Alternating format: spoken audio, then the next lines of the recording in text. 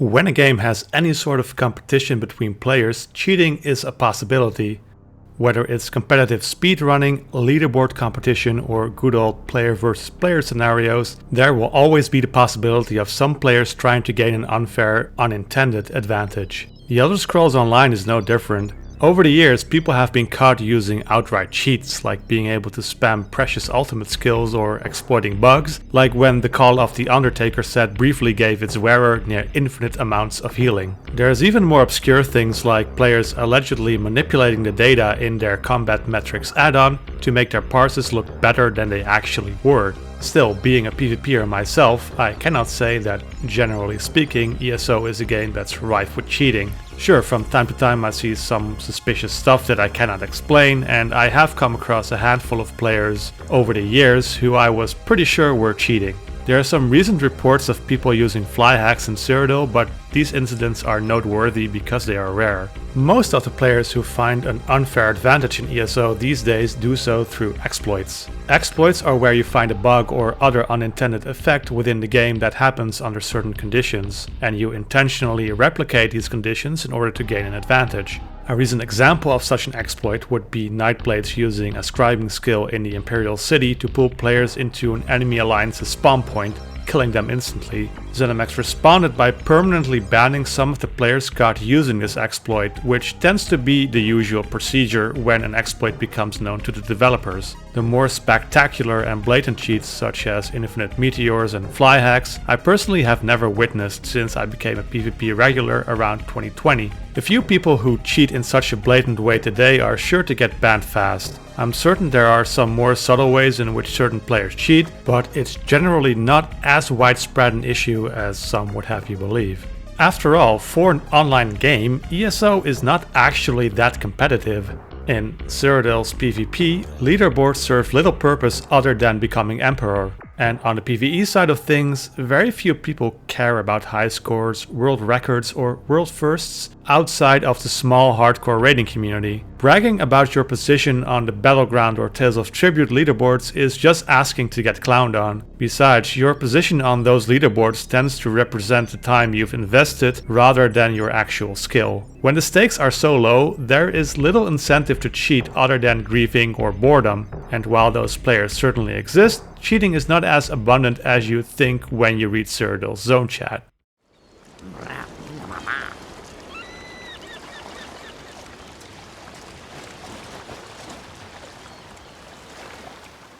So why did I make this video? Because in ESO's PvP there is a bit of a problem related to cheating. But in this case it isn't cheaters, it is people accusing you of cheating all the time. Now, I know this sounds a bit silly, and for the most part it is, but I do want to address it as it can really give less experienced players the wrong idea about PvP in this game.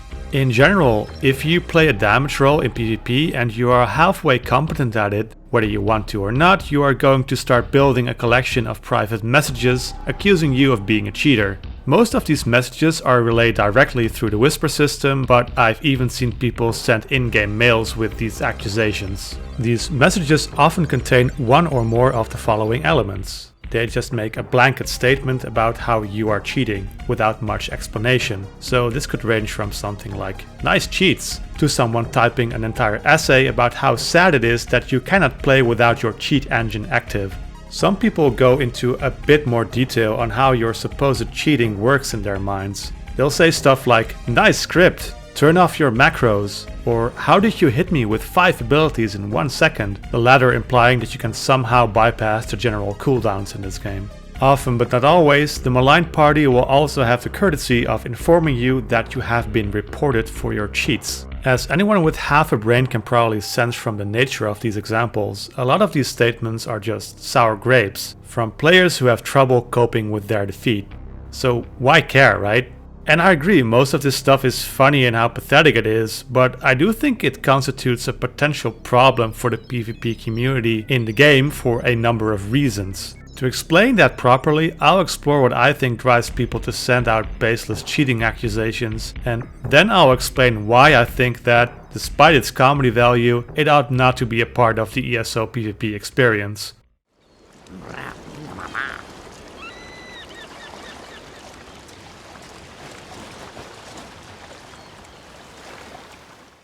When I started working on this video, one question I pondered is why people send these messages.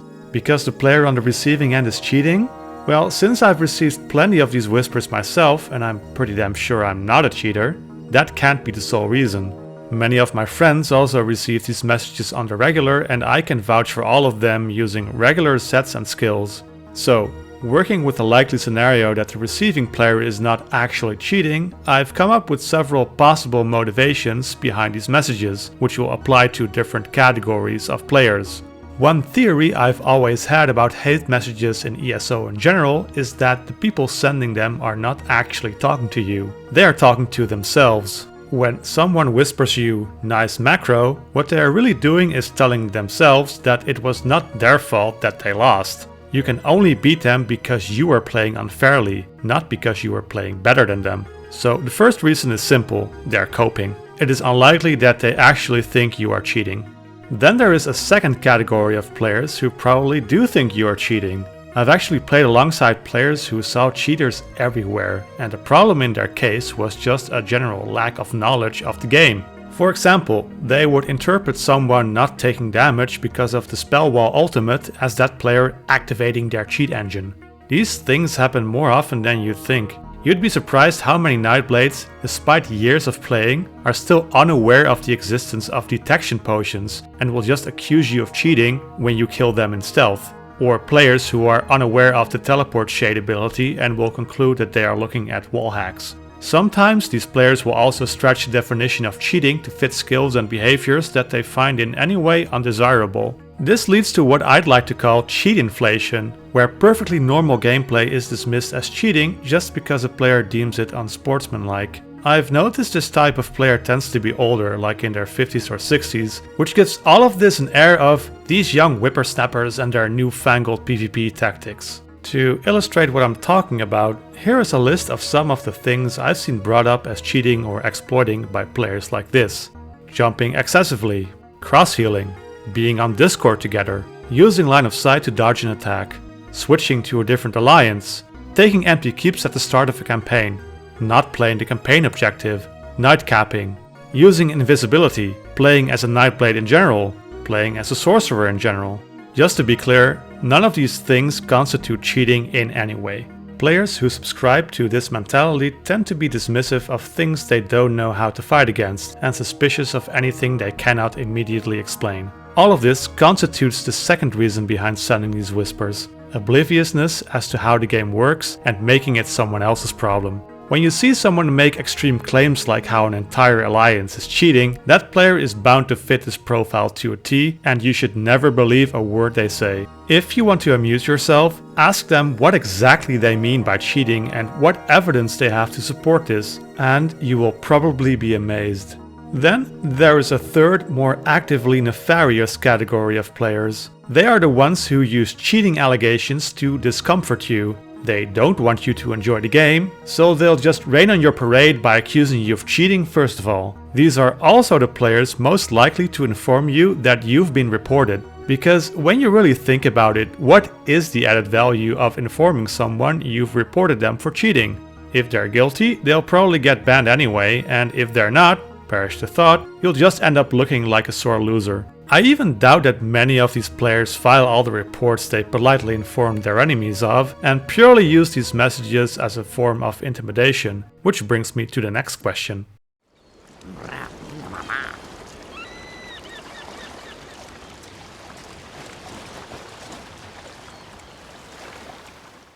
To many experienced PvP players, hate whispers are amusing. Most PvP discords will even have a separate channel dedicated to collecting salt from other players. And I agree, I do think it's pretty funny when someone assumes I am cheating when I am obviously not. It's almost like a compliment when someone attributes your natural skill to a cheat or exploit. That's the thing though, I'm an experienced player and by now I know most of the individuals who will send stuff like this. With some players, when you land a killing blow on them, you can be dead certain you'll receive a whisper 30 seconds later accusing you of cheating. But now imagine you're a new player who's not familiar with any of this and you suddenly have someone sending you private messages saying you're a cheater, the evidence is on its way to ZOS and you'll soon be losing your account. As a fresh PvP recruit, that might scare you.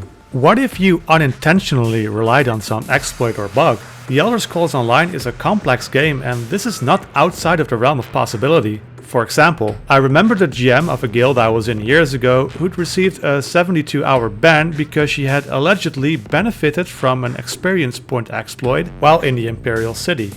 What had happened was that she played there for a few minutes, noticed something was off, and immediately left the zone just to be sure. Only because she had failed to report the issue, her account was still disciplined for what was, from her perspective, nothing more than a harmless accident. And she's not the only one over the years who I've seen get in trouble over an action that carried no bad intentions.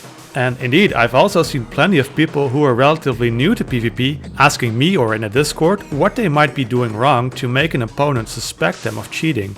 In my view, if you operate in an area where the rules can sometimes be nebulous and you threaten to take away the account of your fellow players because they beat you in a PvP zone, that is in itself a form of trolling, griefing, harassment, whatever you want to call it, which should be punished. Then there's another risk of less experienced players believing the so-called big shots who spout this nonsense about entire factions cheating, leading them too to fall prey to this mentality that everyone who kills them is somehow cheating. With this attitude, they'll never improve in PvP, and I also think they won't really enjoy it. Some guilds can be almost cult-like in their conviction that the majority of their opponents are cheating, and questioning this doctrine can see you get ridiculed or even kicked from the guild. Because I wanted to illustrate how gratuitous cheating allegations can become a real annoyance, I asked a few friends and guildies of mine to collect and send me screenshots in which they were either accused of cheating or threatened with reports, or both. And the final haul is overwhelming. Just take a moment to look at all these examples from just a handful of friends and guildies. Pretty insane, right? Now realize that all of these whispers have been sent by the same person. This player has essentially accused everyone who's ever killed him of using a macro or some other imaginary cheat, frequently followed by the looming threat of a ban. Here's another example of someone who I'm sure a lot of PC EU players will recognize. This guy's entire thing is that he tells everyone who kills him that they have been reported from 5 different guilds and that he made videos that are on their way to ZOS. He has been doing this without stopping for many years. He must have a 5 terabyte external HDD to store all these cheatings on. Now, I consider it a real possibility that neither of these players have ever filed more than a handful of reports, if any. But this is just straight up bizarre behavior, and I'm frankly shocked that these people still have their accounts after all these years. Because I would think that threatening to weaponize a support system against people who defeat you in combat would be against the rules. Which brings me to my next question. What do I think should be done about this?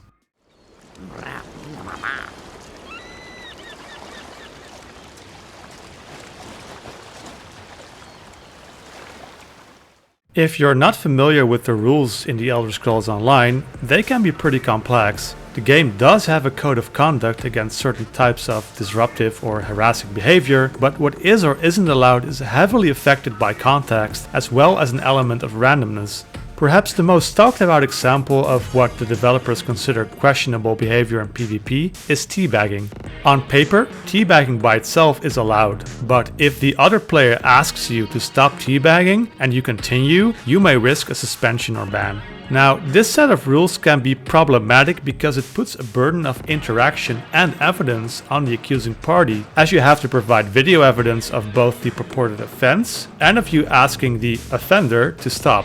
Not everyone has the ability to record gameplay footage, and there are other obstacles you can put in place if you want to get away with teabagging people, such as having a user ID that is difficult to spell, or setting your in-game status to offline so no one is able to send you private messages. Moreover, the aforementioned element of randomness comes in with the support agent handling your ticket, as they need to be aware of the official harassment policy and be able to fully understand the context surrounding the incident.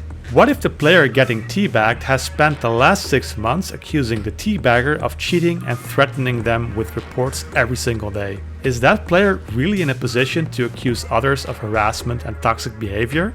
I use teabagging as an example, but this is the principle that applies to all sorts of behavior that the developers consider potential harassment. This could be anything from someone sending you excessive messages to a player going out of his way to target you repeatedly in an effort to ruin your gameplay experience. You have to tell them to stop this behavior, and only if they continue can you report them. When we apply this principle to the issue of people sending false accusations of cheating and threats of reports, there's an issue. You may ask the player to stop sending you these messages, and they may comply, but that won't stop them from sending the same crap to 99 other players on a daily basis. When it comes to excessive and/or unwanted private messages in general, the first solution ZeniMax support will offer you is to simply block the person. In fact, someone is added to your ignore list automatically when you report them. But again, this doesn't make the problem go away. You're just passing on the curse to the next random player to stand in their way.